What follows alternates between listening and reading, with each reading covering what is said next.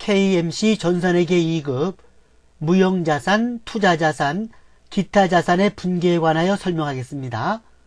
회계는 교육이 아니라 훈련입니다. 자격증 취득을 위해서 반복적인 학습이 꼭 필요하며 교재가 없어도 보고 듣고 읽기를 반복하다 보면 이해와 암기가 저절로 될 것입니다. 무형자산은 물리적 형태가 없는 자산을 말하며 비화폐성 자산으로 취득원가 측정이 가능하고 기업이 통제하고 있는 식별 가능한 자원으로 미래의 경제효익이 있어야 합니다. 무형자산에는 영업권이 있습니다. 영업권이란 것은 뭐냐면 권리금을 말하는 것인데 타회사를 인수할 때 자본을 초과하여 지급된 부분을 말합니다. 그래서 영업권은 사업 결합에 의하여 발생한 경우에만 인정하고 자가창설은 인정하지를 않습니다. 산업재산권, 산업재산권은 특허권, 상표권, 실용신안권, 그리고 디자인권 등의 법률적으로 일정 기간 동안 이용할 수 있는 권리를 말합니다. 연구진은 신제품이 개발이 완료되었기에 특허청에 등록하여 특허권을 취득하고 특허 출원과 관련된 비용 50만원을 현금으로 지급하다. 이럴 때 산업재산권 또는 특허권으로 분계를 합니다. 개발비, 새로운 제품이나 기술의 개발 또는 개량을 위하여 지출한 금액으로서 미래의 경제적 효익의 유입 가능성이 매우 높은 것을 말합니다. 신제품의 개발을 위해 연구재료비 50만원을 현금으로 지급하다.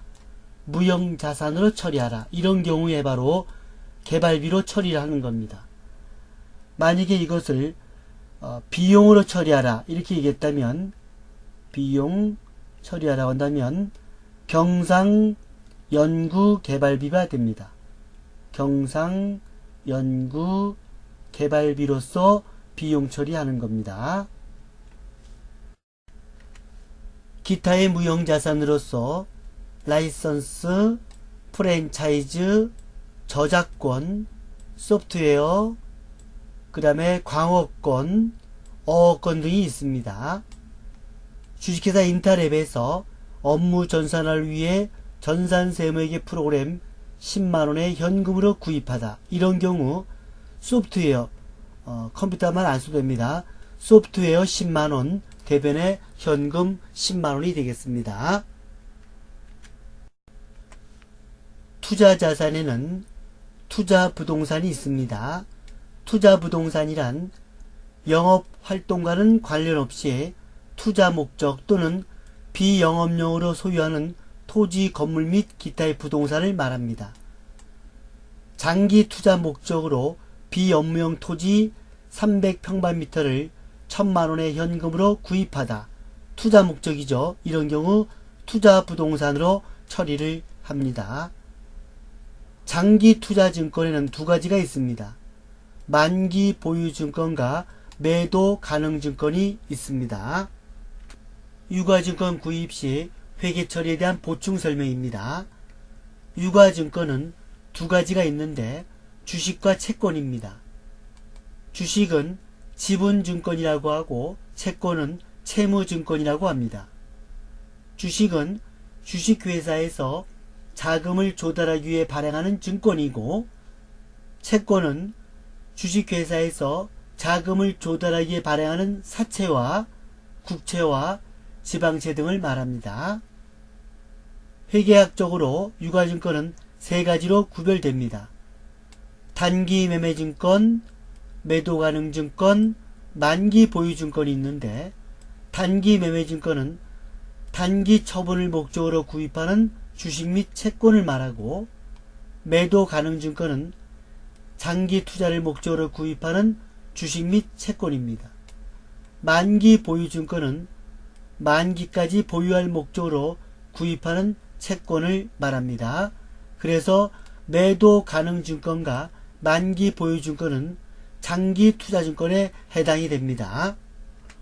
주식을 취득하면 결산 시에 주식회사에서 이익이 발생하면 이익배당을 받습니다.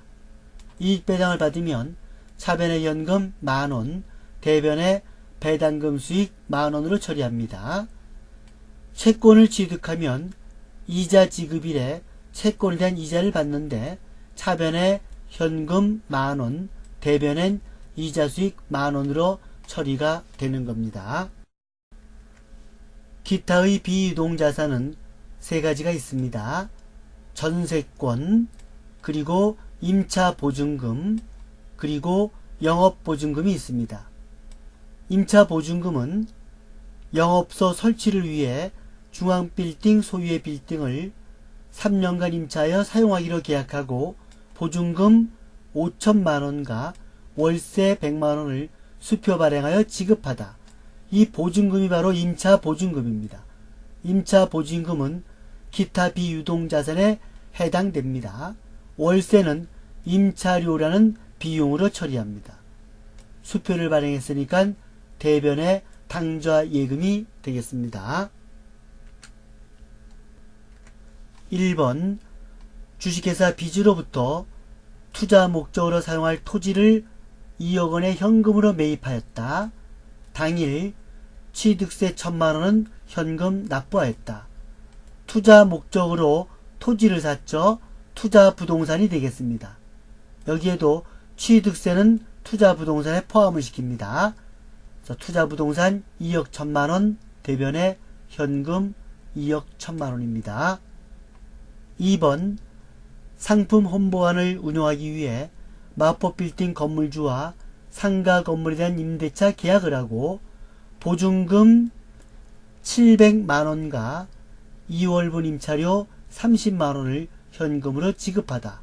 보증금은 임차보증금으로 처리를 하고 임차료는 임차료라는 비용으로 처리를 하는 겁니다.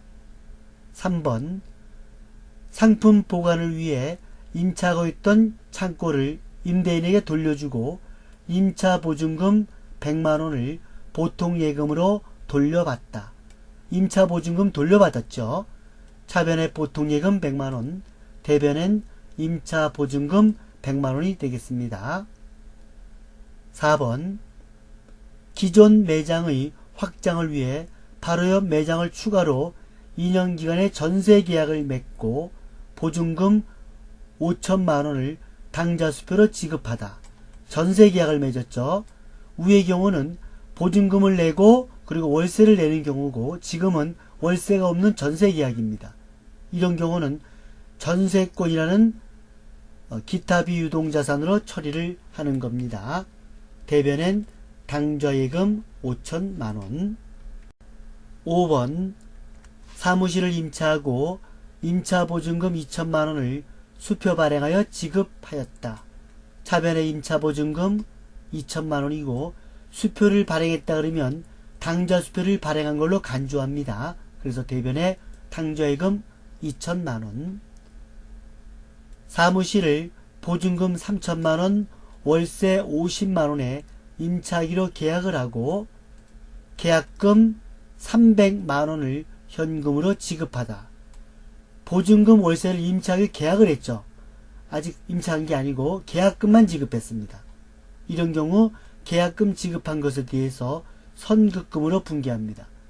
차변의 선급금 300만원, 대변의 현금 300만원입니다. 이상으로 무형자산, 기타자산, 기타의 비유동자산 설명을 마치겠습니다. 부천 정상컴퓨터 전산회계 학원에서는 국비지원 내일배움 카드 훈련을 실시합니다.